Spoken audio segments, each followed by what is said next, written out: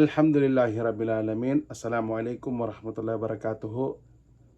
Nakakalungkot po ang pangyayari ngayon sa pagitan ng Israel at Palestinian na kung saan nagkakaroon ng sigalot, gyera, digmaan, patayan at napakalaking gulo sa pagitan nilang dalawa.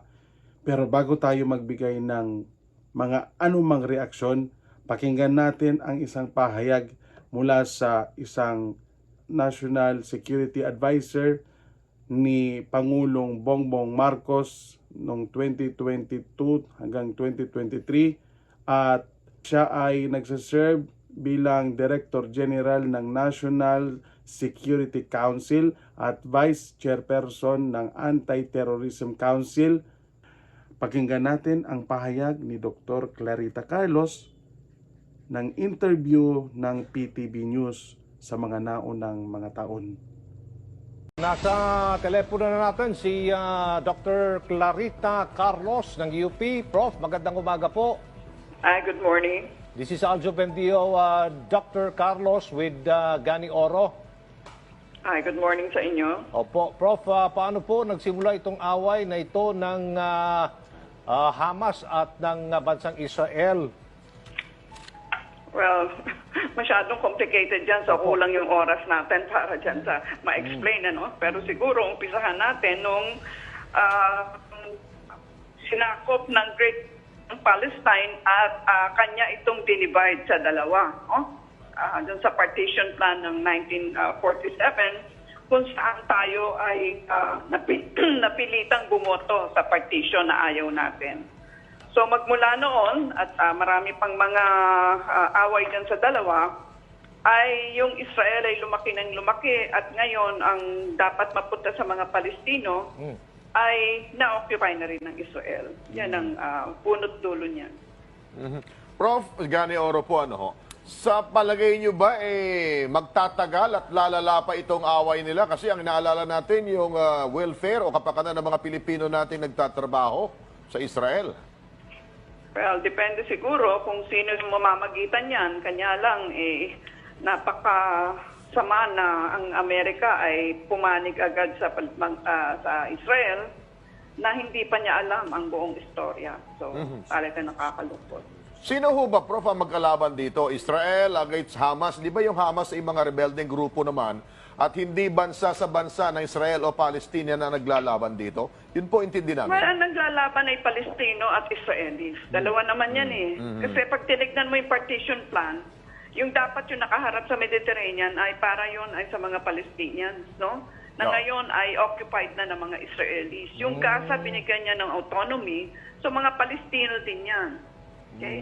So, maisipin ninyo na noong itinatakoy at pinapatay lahat ng mga Jews sa Europe, ay ang Palestine ang nagbigay sa kanila ng kanlungan. Ngayon, ganito ang nangyayari. So, siguro dapat yung istorya ninyo kasi mukhang nakatagilid in favor of Israel. Okay. Pero ang labanan ay hindi doon sa sakop ng Israel, kundi doon sa Gaza, which is sakop ho ng Palestine. Tama ba yon? Hindi, ang Gaza kasi is autonomous. Ang labanan ngayon is nangyayari sa Gaza at sa lugar ng Israel. Kasi nga, ang nag-umpisa niyan, ang mga Israelis dahil di ba, end ng Ramadan at yung isang holy place diyan sa Jerusalem ay nilusob nila na dapat hindi nila pinuntahan. Kasi tatlo yung relihiyon dyan di ba? Jews, Christian at saka Muslim. Kanya nga yung Jerusalem, mali si Trump na gawin niyang capital ng Israel na dapat hindi capital yan kasi sa partition plan, international city yan. Nobody owns Jerusalem. Yung mga superpowers like America, parang nananawagan sila na ceasefire muna, pati yung UN parang wala bang kakampihan dito yung mga malalaking bansa like USA? Well, nagsalita na nga si Biden at saka yung defense secretary nila na wala ring alam. So, pumanig agad sa Israel dahil ang laki-laki ng lobby ng Israel sa Amerika dahil ang laki ng Jewish lobby doon. So, Bro, kaya na sinabi nyo, medyo mahaba-habang kwentuhan to.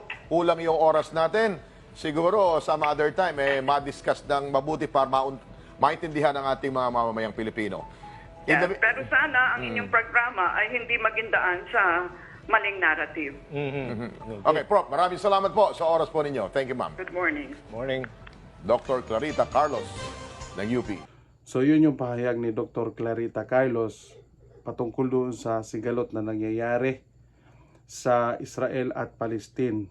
Nakakalungkot lang na tayo na kahit na walang impormasyon, agad-agad tayong nagbibigay ng komento at kinakampihan natin yung isang lugar o isang grupo na hindi natin inaalam kung ano yung mga pangyayari.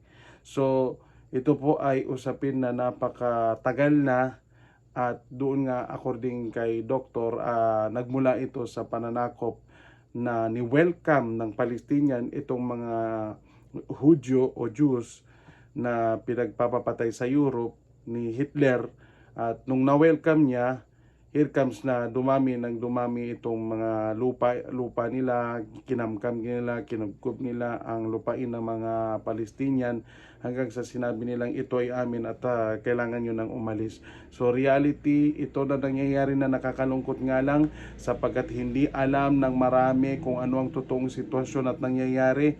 Nakakalungkot na pinapahintulutan ito ng ilan na wala silang kaalaman na nagbibigay sila ng komento. So napakaganda ng mensahe niya na naway nalinawan tayo doon sa nangyayari na hindi dihado dito yung Israel, bagkus ang dihado dito, ang talo ay yung marami na kinukunan ng totoong pangyayari, ng katotohanan, ng kinukunan ng kanilang ari-arian, ng kanilang yaman.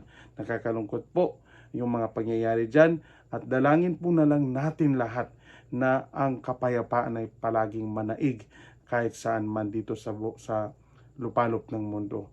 Hanggang dito na lang. Assalamualaikum warahmatullahi wabarakatuh. Maraming salamat po.